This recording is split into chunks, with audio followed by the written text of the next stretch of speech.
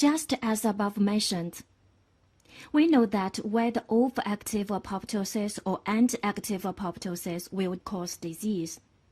We must keep apoptosis under control. Now let's talk about regulatory mechanisms of apoptosis signaling. Commonly, the activation of apoptosis is regarded to occur when a cell encounters a specific death-inducing signal, such as the ligation of a death receptor by its specific ligand. All cells are treated with a cytotic drug. That is to say that the apoptosis signaling pathways in variable cells are kept in an inactive state and only turned on in response to a death stimulus. But it should be taken into account that the components of the apoptotic signaling network are genetically encoded and ready for action. This apoptotic signaling network includes pro-apoptotic effectors and anti-apoptotic effectors. Generally speaking, those survival signals, for example, growth factors, hormones, nutrients, and so on, enhance the expression or activity of anti-apoptotic regulatory molecules. And death-inducing stimuli enhance the expression or activity of pro-apoptotic effectors. Till now, various anti-apoptotic molecules and mechanisms have been identified, as well as pro-apoptotic factors. One major regulator is the BCL2 family. BCL2, the whole name is B-cell leukemia 2, is a human pro-oncogene located on chromosome 18.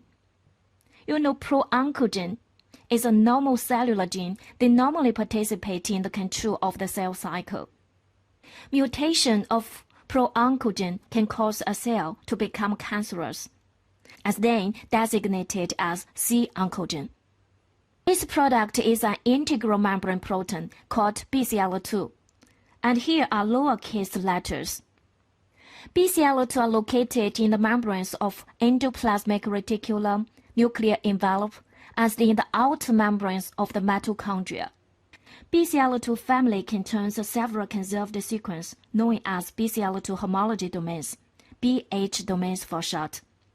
There are 4 BH domains, BH1, BH2, BH3, and BH4.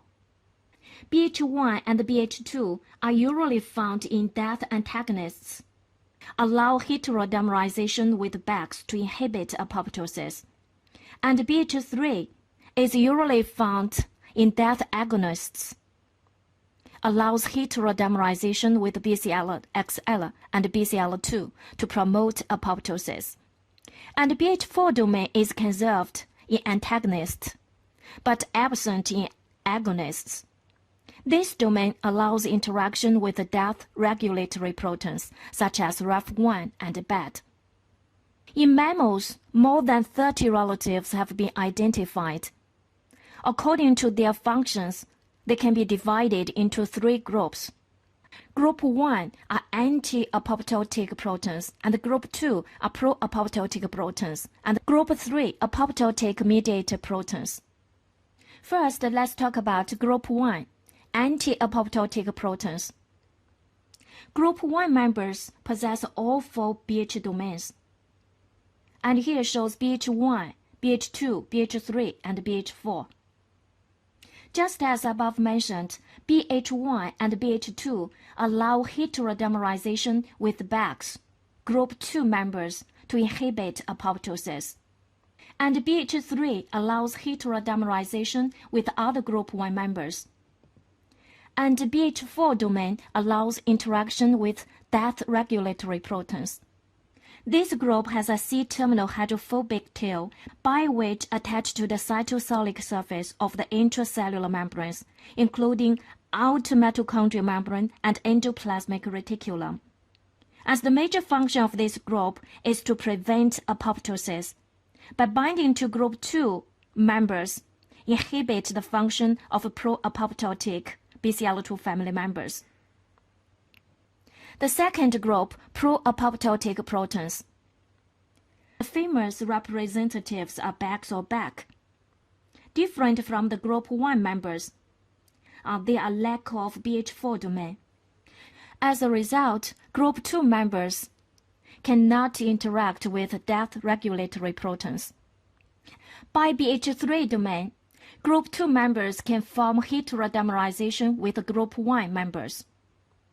As the function is to promote apoptosis by inducing the release of cytochrome C from the mitochondria. And group 3 apoptotic-mediated proteins. The femurs are representatives are BET or BET. Group 3 members only possess a single BH3 domain. Via BH3 domain, group 3 members can bind to group 1 and group 2 proteins.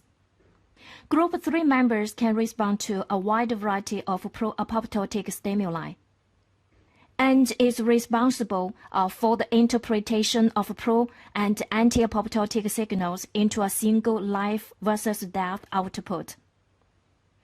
From above mentioned, we know that the function of group 1 and group 2 proteins is opposite. BCL2 is the inhibitor of apoptosis, whereas BAX is activators of apoptosis. If BCL2 is knocked out in the mouse appears small size, increased postnatal mortality, polycystic kidneys, and degradation of thymus and spleen, reduced numbers of neurons. All these symptoms are the result of increase in apoptosis. If BAX is knocked out in the mouse turns out a hyperplasia of the lymphocytes, abnormal development of the reproductive organs, and reduced cell death in the central nervous system. All these symptoms are the results of a decrease in apoptosis. Thus, to ensure the normal development of embryos as the normal functioning of organs, we should keep the balance of these two groups of BCL2 family members. BCL2 family members can interact with each other. For example, anti-apoptotic proteins can bind to group 2 family members to inhibit back-to-back oligomerization. And heterodimerization of BCL2 with BAX can neutralize pro-apoptotic function of group 2 family members.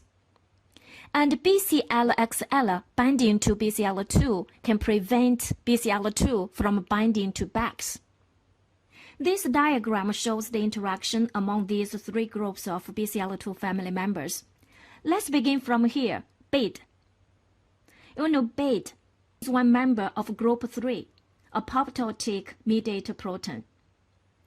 As the action of the granzyme B, or active caspase 8, BET is truncated and becomes truncated BET. Truncated BET can bind to BAX or BAC and change the conformation of BAX.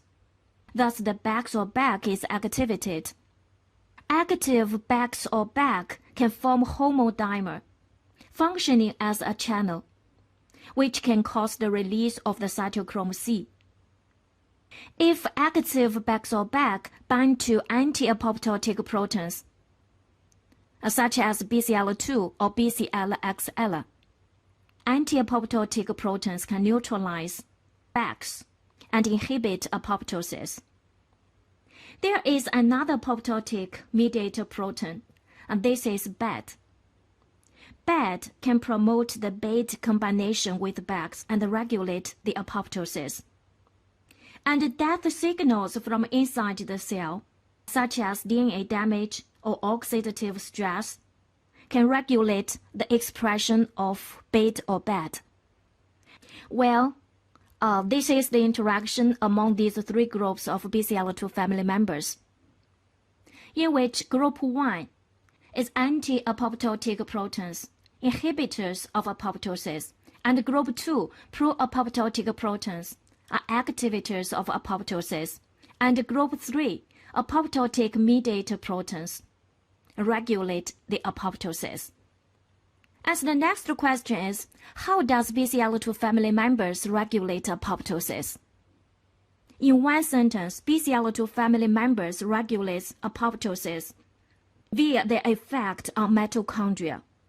Most of BCL2 family members are located on the outer membrane of the mitochondria.